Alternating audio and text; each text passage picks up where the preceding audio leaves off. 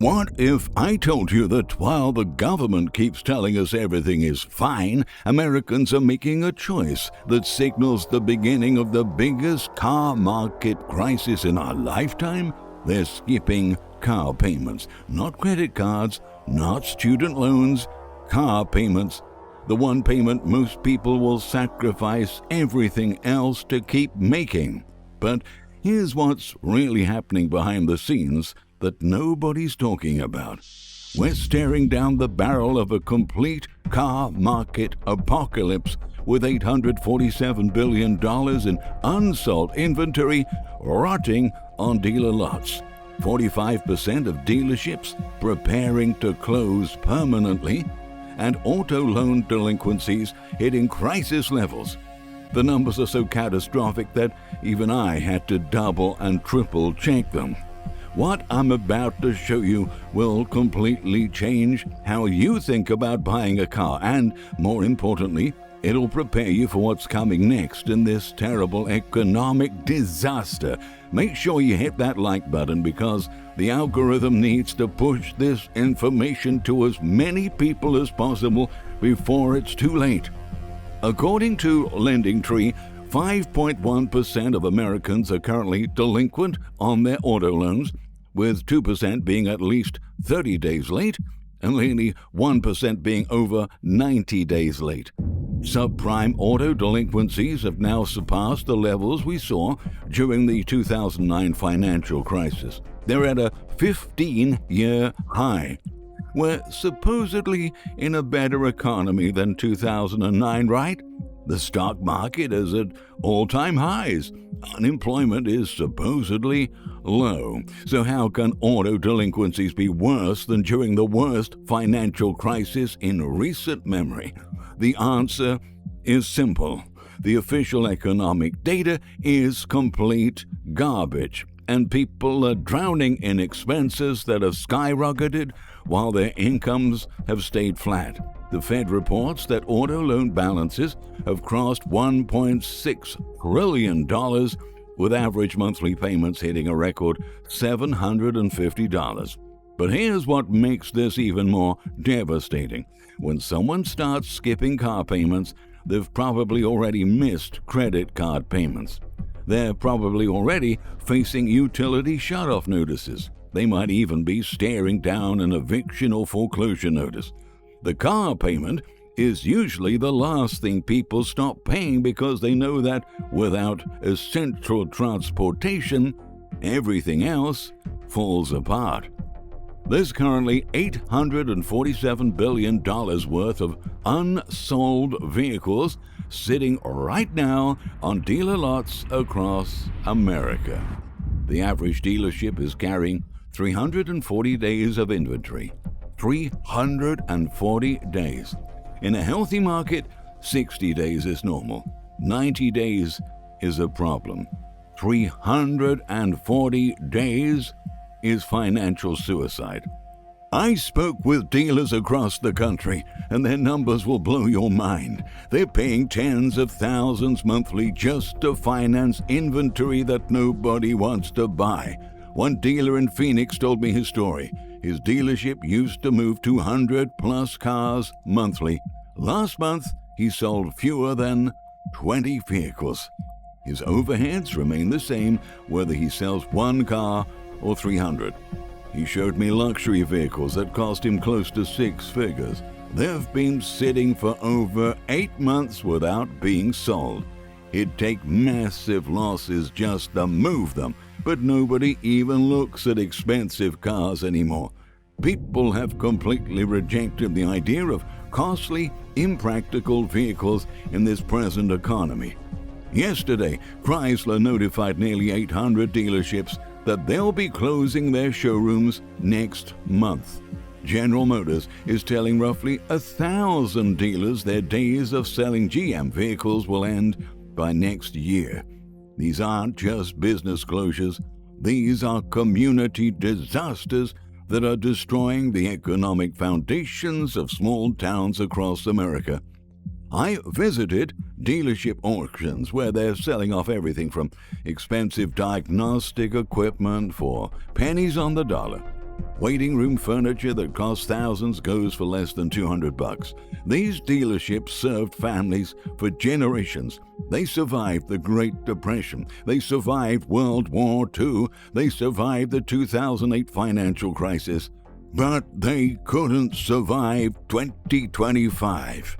But the community devastation goes deeper than just economics. In small towns across America, dealerships were often the largest employers. When you count all the ripple effects, parts suppliers, delivery drivers, service contractors, local banks, even nearby businesses.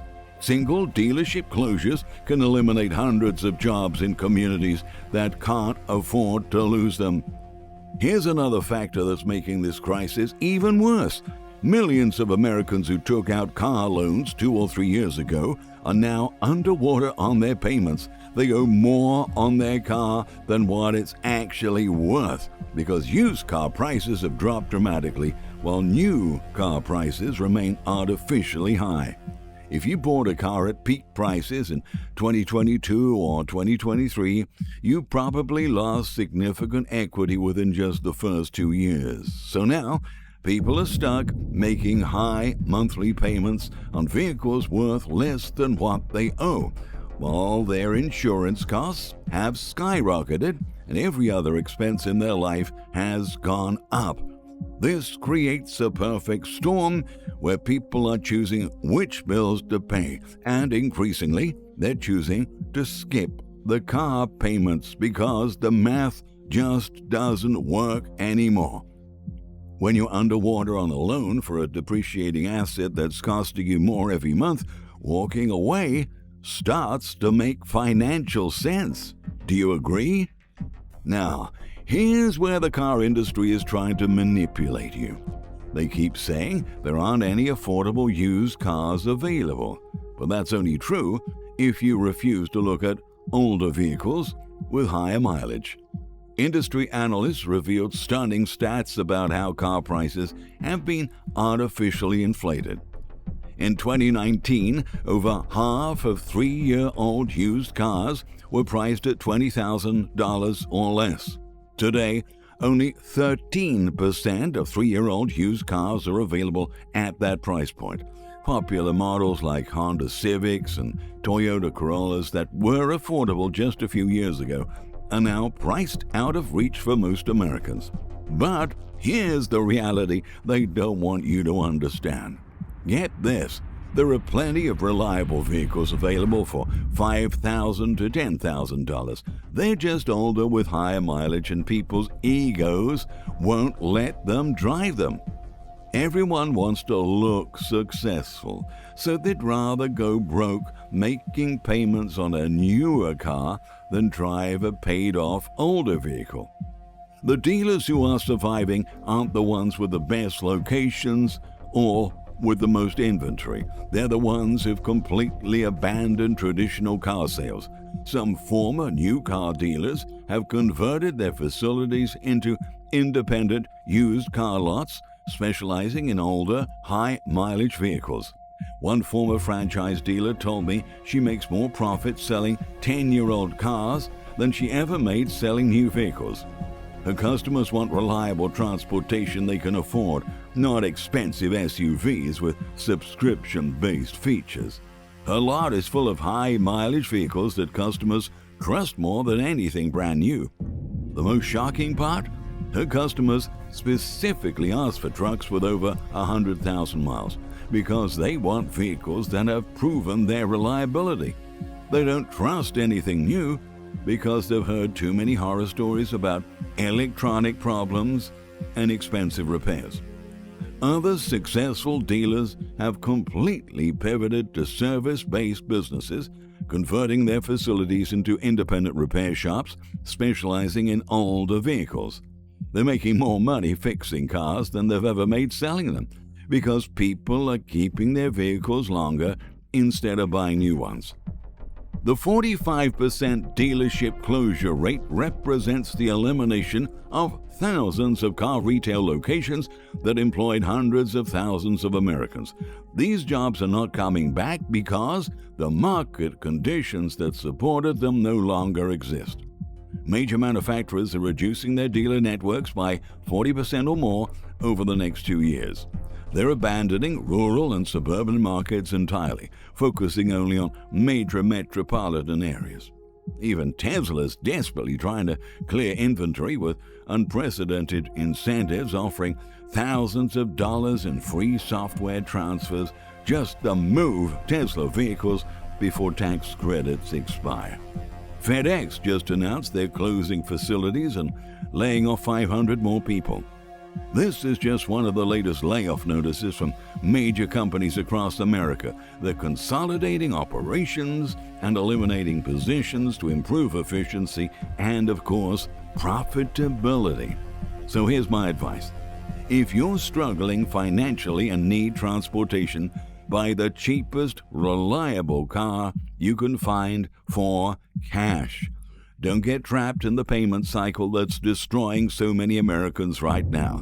A $5,000 car that's paid off is infinitely better than any monthly payment you can't afford.